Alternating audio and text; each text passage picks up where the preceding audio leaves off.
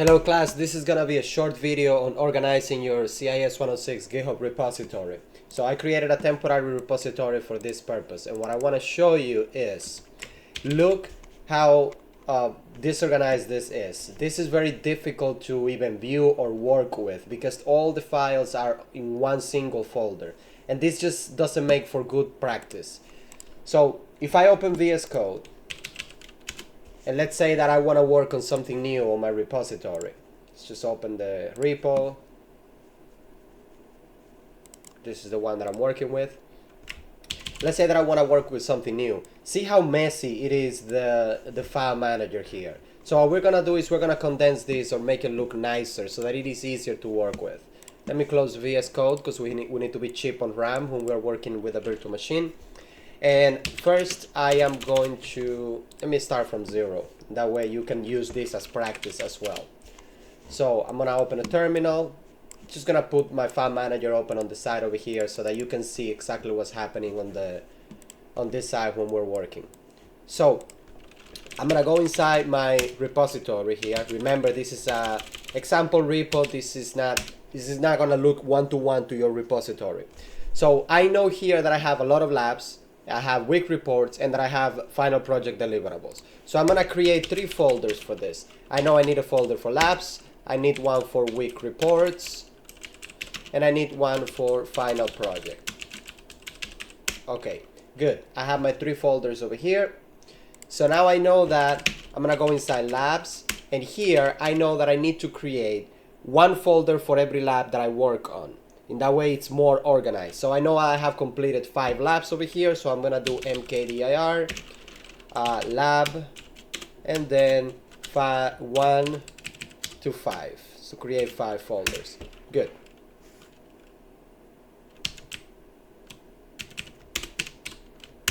There you go, made a typo. See, can happen to everyone. Now we have my 5 folders over here. Now I'm gonna go back one step. And I know that I have also week reports, so I'm gonna go inside week reports and I'm gonna do the same thing. I'm gonna do mkdir week reports. I'm just gonna call it WR for short. And I know I have 5 of those, so I'm gonna do the same thing. I'm gonna go back one more time. And I'm gonna go inside final project.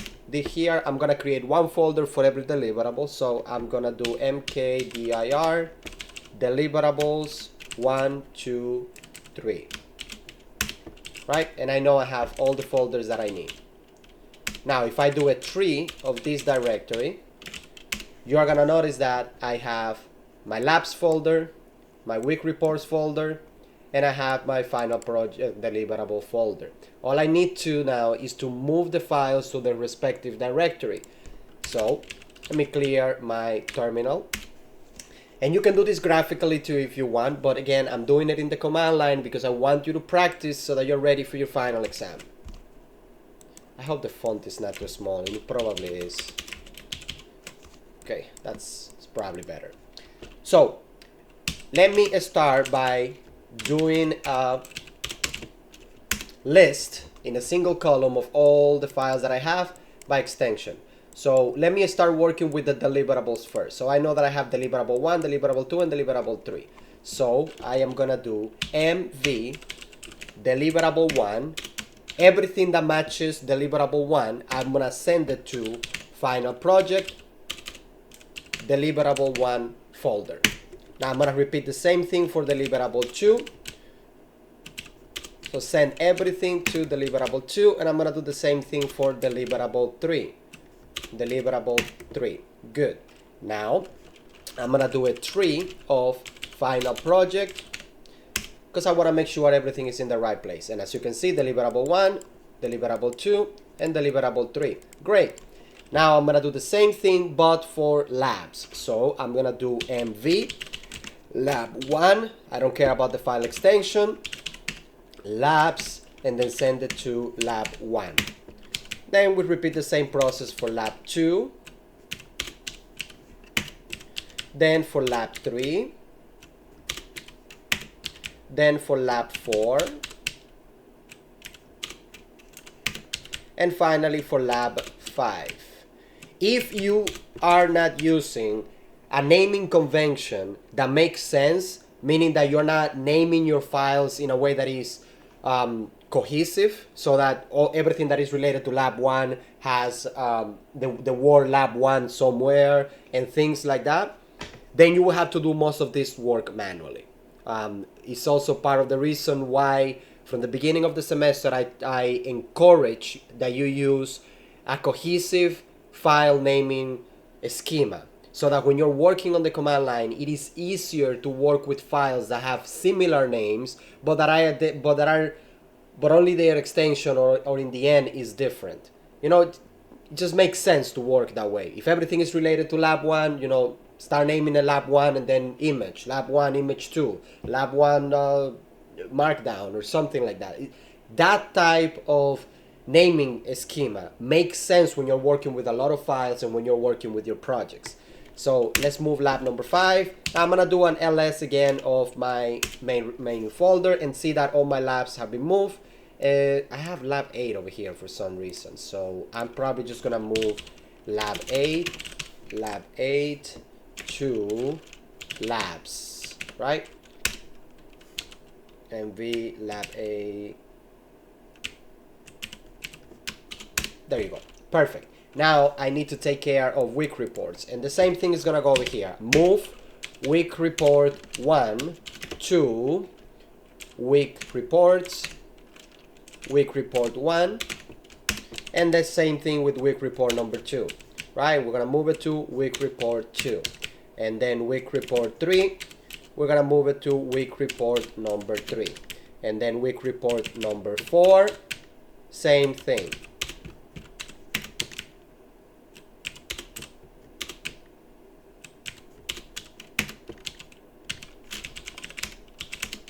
Now I have week report 6 and 7 to move. So MV week report 6 is gonna be moved to week reports, week report 6.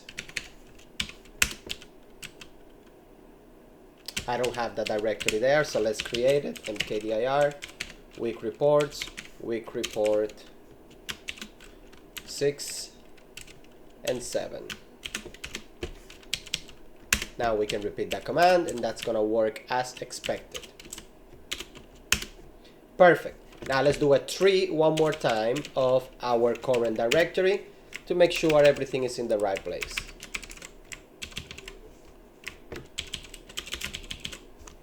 And yep, everything is in the right place. So after I finish organizing my repository, I need to then send all this information to GitHub. So like always, we need to do a pull, then we need to do a add, then we need to do a commit,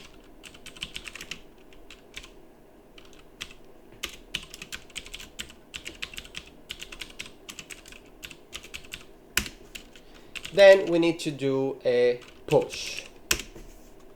Everything is up to date. And now if I refresh my repository, everything is exactly how it's supposed to be. You're gonna notice that you have a folder for every lab, except obviously lab 8 because there is only one file. And then week report here for every single week report, and so on. It is important to be organized when you're working with Git and GitHub, because it's in that way, regardless of how big our project gets, we are always on track on where to find the files that we need to find. I hope this also served you as a little bit of practice if you needed to do this. And remember, you can do this graphically as well, but I encourage you heavily to practice in the command line as much as you can. With that said, see you in the next video or in class.